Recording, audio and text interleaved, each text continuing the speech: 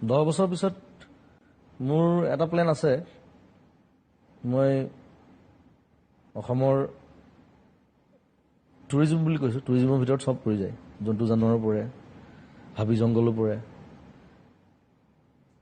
জংঘলত থাকিম বুলি ভাবিছোঁ 5 বছৰমান মানে একদম হাবিৰ মাজত 5 বছৰমান ওলাই নাহোঁ আৰু মই কোনোবা যদি মন যায় মোক তাত লগ কৰিবলৈ যাব হাবি জংঘলৰ কাৰণে কাম কৰিম জন্তু জানোৱাৰ কাৰণে কাম কৰিম মানুহক এৱেৰ কৰিবৰ কাৰণে কাম কৰিম যাতে নেক্সট ভৱিষ্যতটো আৰু ধুনীয়া হয় আপুনি যদি 5 বছৰ হাবিত থাকে সেইখন হাবি হৈ থাকিবনে থাকিব কাৰণ ময়ো জন্তু হৈ যাম নহয়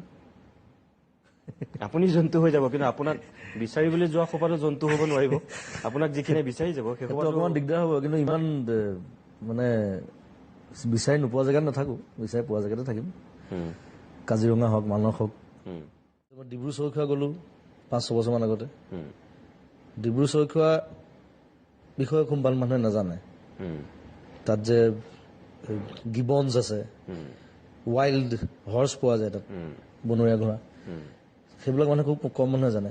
সেইবিলাক জানিব লাগিব আৰু ডিব্ৰু চৈখোৱা এটা মই কথা কওঁ বৰ ইণ্টাৰেষ্টিং কথা বেনুদা বুলি এজন মানুহ আছে তাত আছে আমি নিউজ কৰিছোঁ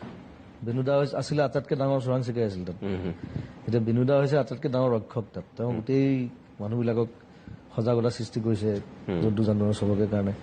সেইটো এটা বৰ ইণ্টাৰেষ্টিং কথা মই তেওঁৰ লগত চিনাকি ইমান ভাল লাগিলে যে কেনেকুৱা এটা মানুহ কেনেকুৱা হৈ গ'ল ৰত্নাকৰৰ পৰা বাল্মীকি সেইটো হয়